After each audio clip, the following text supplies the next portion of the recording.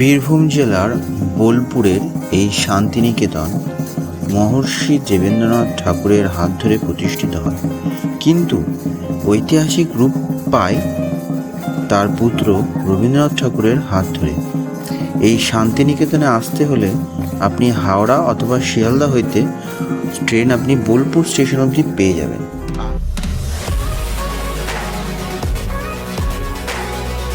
Hello everyone, welcome back to my channel inside David. আশা করি তোমরা সকলেই খুব ভালো আছো, আমিও খুব ভালো আছি। আজ আপনাদের জানাবো এক রাত্রি 2 দিনে কিভাবে এই শান্তিনিকেতন ট্যুরটি কমপ্লিট করবেন। শিয়ালদা থেকে 7:20 মা তারা এক্সপ্রেস ধরুন। আপনি ওইটা ধরলে 10টা, 10:30 থেকে 11টার মধ্যে আপনি বোলপুর পৌঁছে যাবেন। কিন্তু সুবিধার্থে আপনি প্রান্তিক স্টেশনে নামুন। প্রান্তিক স্টেশনটি একদম সোনাঝুরির থেকে খুবই কাছে হয় এটা। থাকার জায়গা হিসেবে আপনি বিশ্বভারতী ক্যাম্পাসের দিকটা চুজ করতে পারেন অথবা সোনাঝুরি হাটের আশেপাশে কোথাও চুজ করতে পারেন।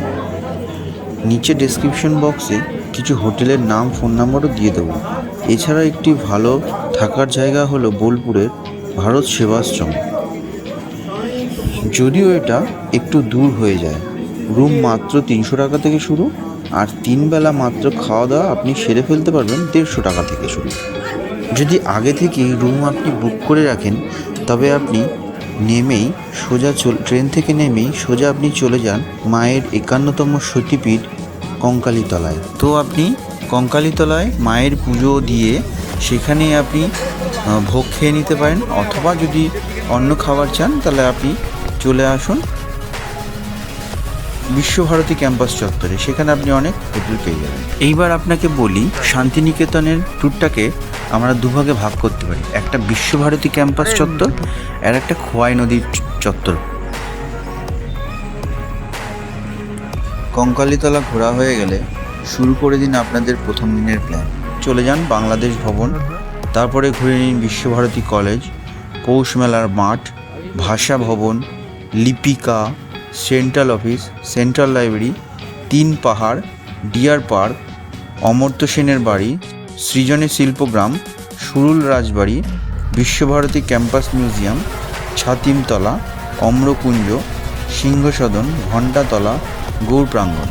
এইগুলো আপনার পড়ে যাচ্ছে বিশ্বভারতী ক্যাম্পাস চত্বরে, যেগুলো এক লাইনে পরপর আপনি দেখে নিতে পারবেন।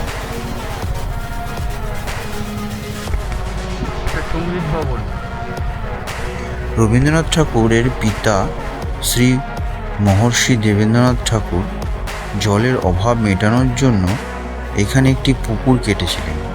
সেই পুকুরের মাটি ধাপে ধাপে রেখে উঁচু হয়ে গেছিল এবং পরবর্তীকালে সেই পুকুর ওই মাটি দিয়ে বোঝানোর সময় 3টি ধাপ হয়ে গেছিল। সেই অনুযায়ী এটাকে বলা হয় 3 পাহাড়। 3 পাহাড়ের ঠিক ওখানেই রয়েছে একটি বিশাল বটগাছ।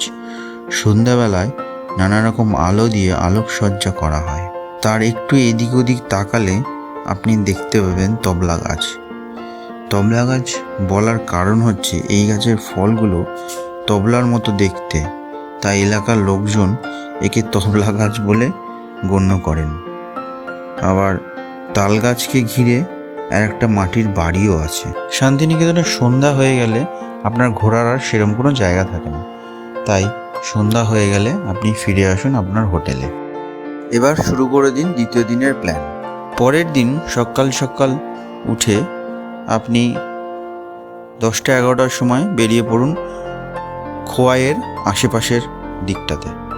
এখানে আপনি পেয়ে যাবেন শালবনি, পলাশবনি, সোনাঝুরি Haat, Prakriti Bhavan museum, 34 foot Buddha statue, Amarkutir society, Amarkutir eco park, আর তারপরে পাবেন হচ্ছে বিশ্ববাংলার হাট, আর হচ্ছে কোপাই নদীর ধারে কিছুক্ষণ সময় কাটিয়ে নিন।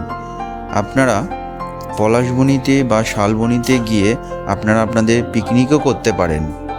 এছাড়া আর তারপরে রেখে দিন পুরো ঘোরার জন্য সোনাঝুরি হাটটা।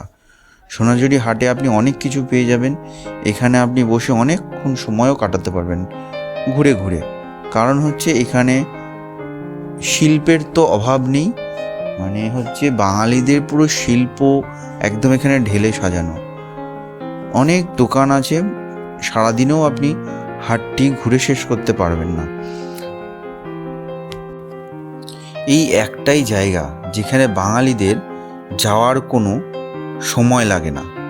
যখন খুশি আপনারা বাঙালিরা শান্তিনিকেতন চলে যেতেই পারে। কিন্তু এরপরেও মেইন আপনি এই সময়তেই যেতে পারেন, যেমন হচ্ছে যখন পৌষ মাস। এখানে পৌষ মাসে 7, 8, 9, 10 বেশ মেলা হয়। তারপর আপনি যেতে পারেন বসন্তকালে, যেটা বসন্ত উৎসব হিসেবে রবীন্দ্রনাথ ঠাকুর এখানে প্রচলিত করেছিল। সোনাঝুরির হাটটা যে জায়গায় বসে সেই জায়গাটার নাম হচ্ছে খোয়াই, তাই এর নাম অনেকে খোয়াইয়ের হাটও বলে থাকে। আবার সোনাঝুরি গাছের বোল আছে বলে তাই একে সোনাঝুরি হাটও বলে। আবার অনেকে শনিবার করে বসে বলেও এই হাটকে শনিবারের হাটও বলে। এইগুলো একই নাম এই একই হাটের। সব কিছু যদি আপনি 3টের আগে কমপ্লিট করে নিতে পারেন, তবে আপনি বিকেল 3টের মা তারা এক্সপ্রেসটি আবার পেয়ে যাবেন, যেটা আপনার 6:30টার সময় শিয়ালদায় পৌঁছে দেবে। আপনার পুরো 1 রাত্রি 2 দিনের ট্যুর কমপ্লিট হয়ে যাবে। ভিডিওটা দেখার জন্য অসংখ্য ধন্যবাদ। আবার দেখা হবে আবার অন্য কোনো সুন্দর ভিডিও নিয়ে।